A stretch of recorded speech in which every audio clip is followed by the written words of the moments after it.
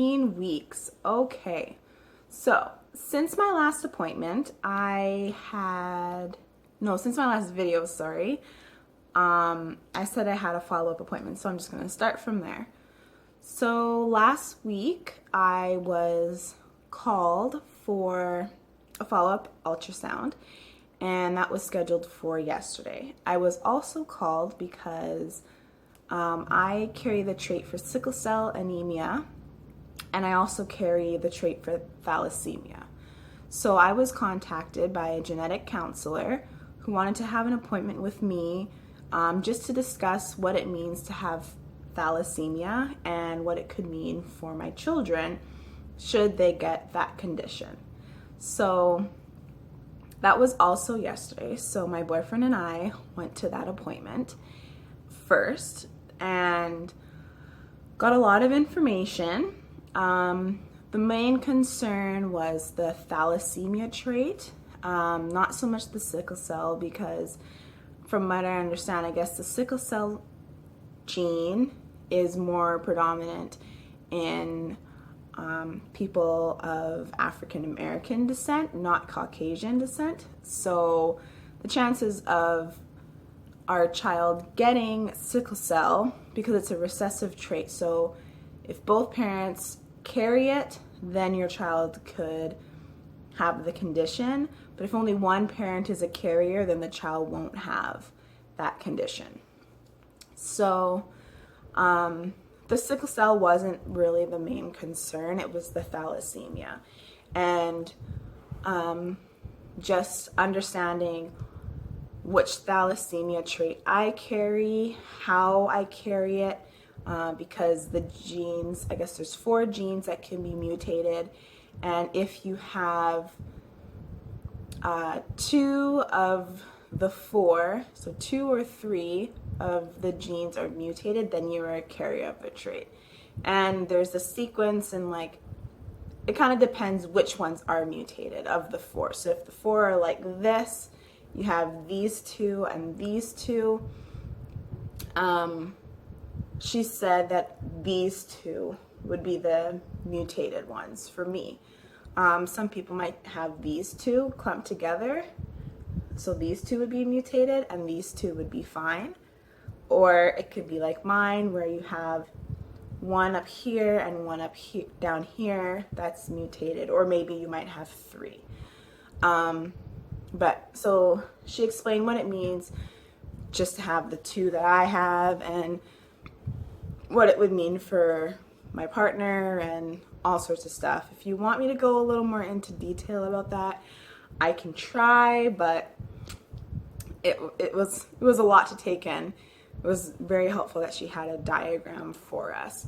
But essentially, she just explained the 2 main conditions that can, or 2 main thalassemia conditions that can develop, and kind of just gave us an idea of our risks for getting those. And fortunately, fingers crossed, the risk is pretty low, and more than likely our child will just be a carrier at the most of thalassemia and not necessarily be affected. But my boyfriend does need to go get some blood work done just so we can confirm whether or not he has the gene or not, and so that way doctors and everything can be prepared should he have the trait. So then just to determine, I guess, whether or not the baby will have it. So that was our first appointment yesterday. It was very informative, a lot of information, but it was good. So we left there fine. Then I had my follow-up ultrasound from when I went into the hospital.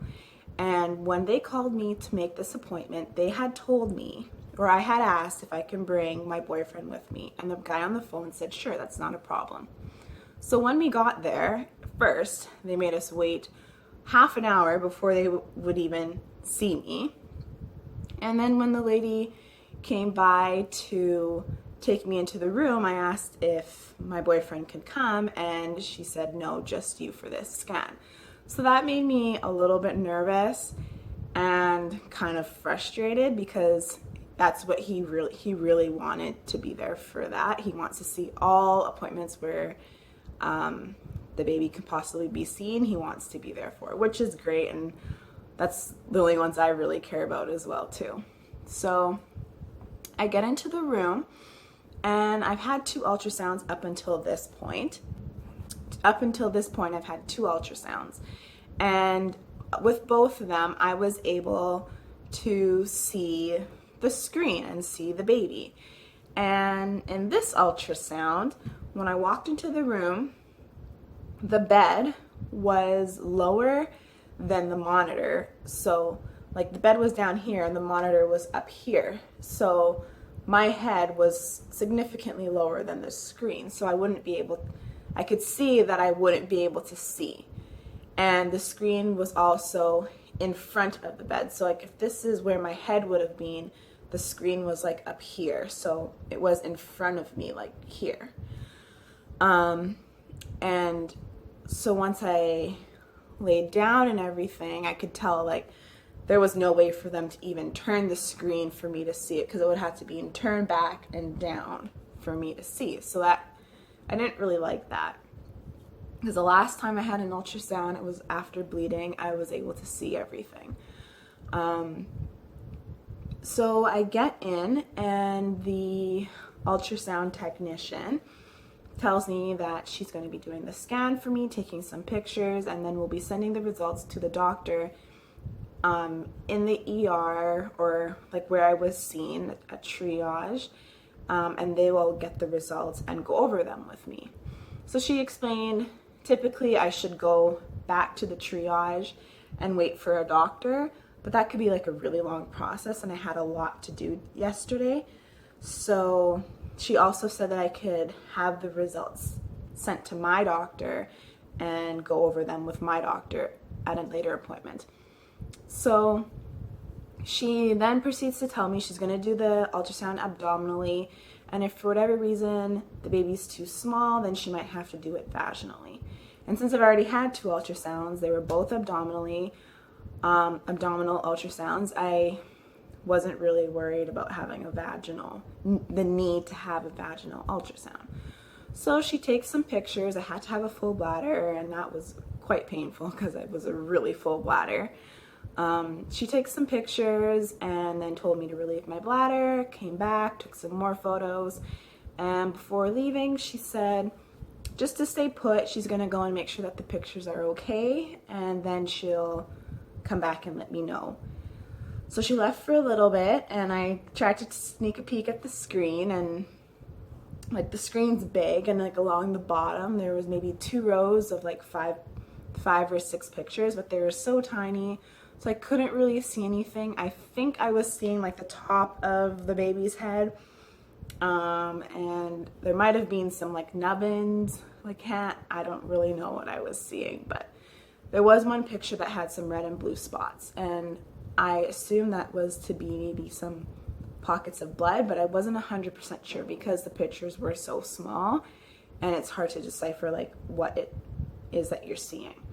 So she goes and she comes back and she says, okay, so I'm going to have to take some more pictures, but I'm going to do it vaginally this time. So I'm kind of like on alert now, like why do you need to take a vaginal one? Like obviously she needs to see something more in depth that she couldn't see abdominally, and if you need to see something more, then obviously something concerned her. So she tells me that, and then she proceeds to tell me that the doctor is going to come in and assist with the next part of the ultrasound. So that made me even more nervous. So I get changed and I lay down, and she gets the equipment ready and calls the doctor and then starts to do the vaginal ultrasound. He comes into the room and like kind of just says hi, and then is looking at the screen, and him and the nurse are talking to one another. They don't they're not telling me anything. So him and the nurse are kind of talking, and the ultrasound technician they're talking, and she says something like, yeah, but I don't see any blood. Oh, he says, okay, yeah, I see it there just a little bit. And she says something along the lines of not seeing any blood vessels. And he says, yeah, I don't see any either. And then he says, I don't like it. still not talking to me, talking to her, but he says something like, I don't like it, or yeah, I don't like it. And so now I'm panicked, my heart's racing, I'm about to break out in tears because I don't know what's going on. They had to call a doctor in, and now he's saying I don't like it, and I don't know what that means. So they kind of talk a little bit more, and he says, he's saying to her still, I have two concerns, something, and toast. And then he looks at me and he says, so Trisha, you're here because you're having some bleeding. Well, these are my two concerns that I have. The OS and toast. And so he says toast, and I'm thinking like, okay, what does toast stand for? Like, is that like a medical abbreviation or something like that? So I'm kind of looking at him like blank, like, okay. And then he's like looking at me like, don't you understand what I'm saying? And I said, I don't understand. And he's like, my toast. I don't want my toast to burn. It's in the toaster. And I'm looking at him, and now I'm thinking like, okay, is this like some sort of saying, like, you know, don't put all your eggs in one basket, like you don't want your toast to burn? Like, I don't get it, you know, I don't understand what this means. So I'm still looking at him like, okay. And he says to me, but you're not concerned about my toast, are you? And I said, no, not at all. And he's just like, okay. So because you came in first, we're doing this because you came in for some bleeding, and I do see a little bit around your cervix, but not much. So essentially, I just want you to go home and worry about global warming. And I'm so frazzled with everything that he's saying and what's going on. I'm just like, okay. And he's like, yeah, just go home, worry about global warming and something to do with food. And then he left.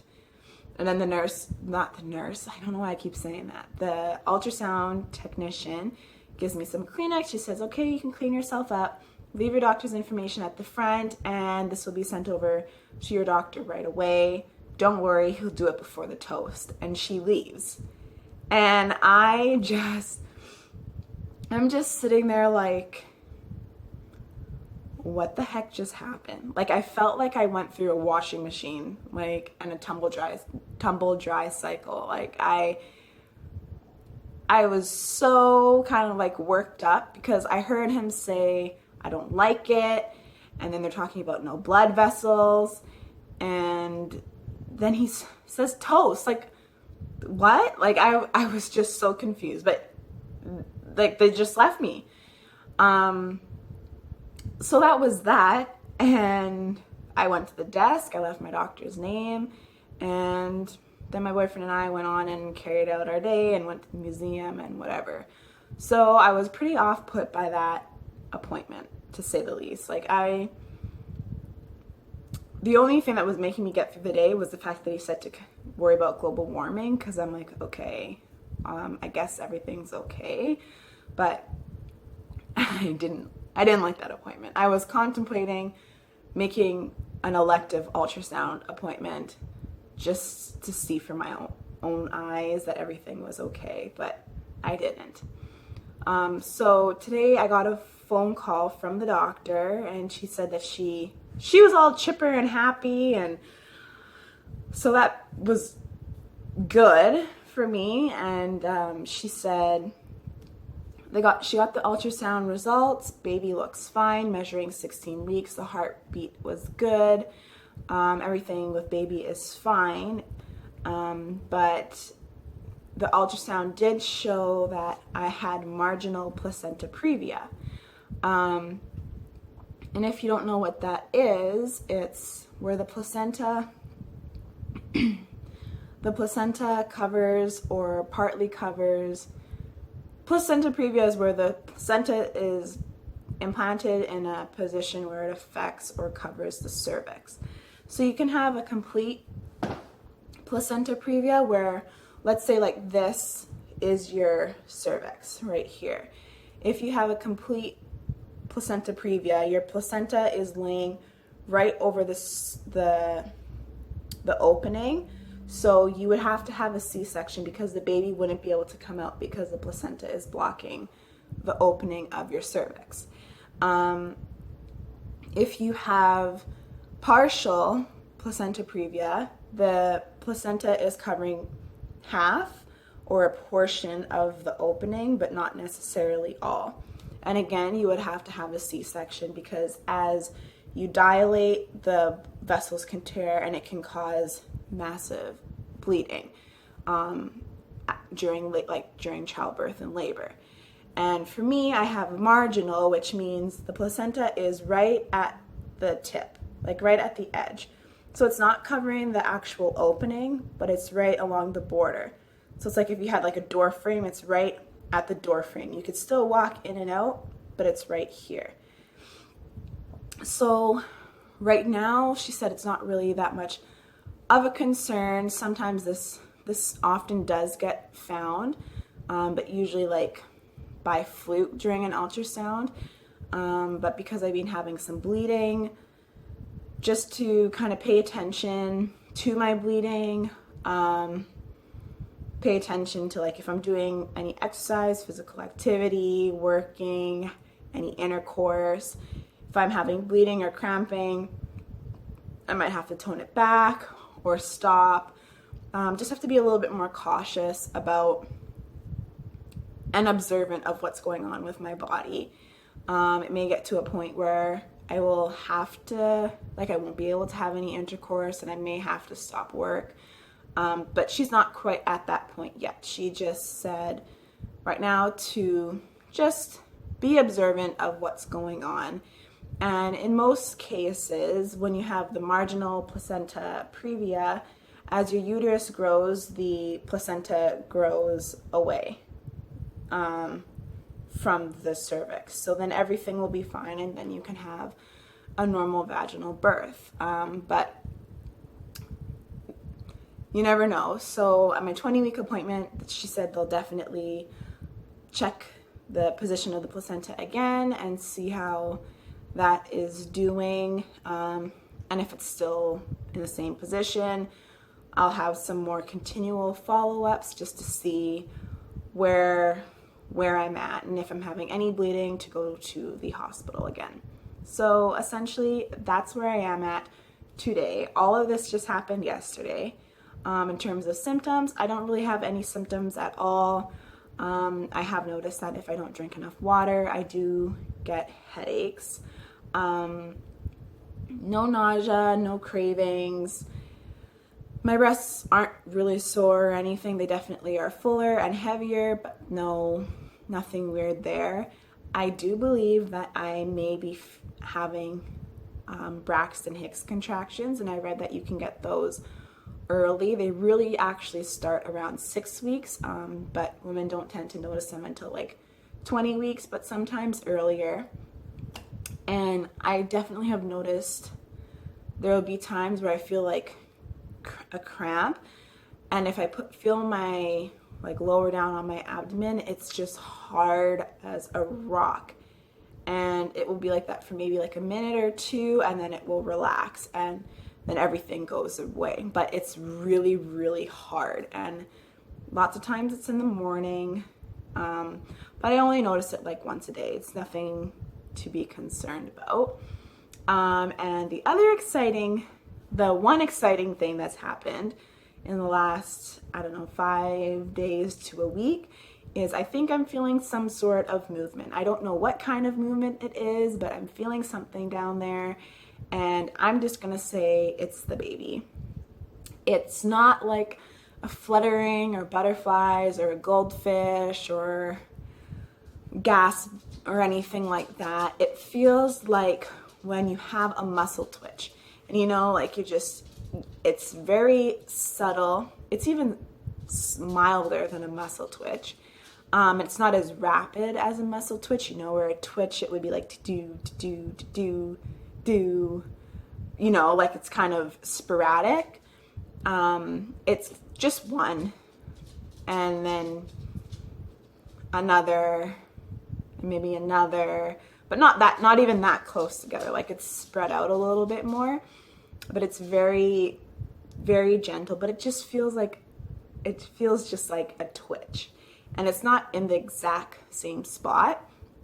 And I have actually looked at my stomach to see if I could see anything moving, because I wasn't sure, maybe it is a twitch, and I can't see anything. So I am going off of the fact and saying that it's baby. Can't feel anything on the outside. I don't really even know like how I would be feeling a twitch like that, but it's not a twitch. That's just what it feels like. But I have been feeling that for like maybe the last 5 days-ish, and every day I do feel it at least once. So I don't know, time will tell. Hopefully I'll be feeling some real movements by the time of my next video. But other than that, I think that's everything. I have started to notice that my stomach is getting a little bit bigger. It's just feeling, it doesn't really look pregnant yet, but it's definitely, it's sticking out. Like it's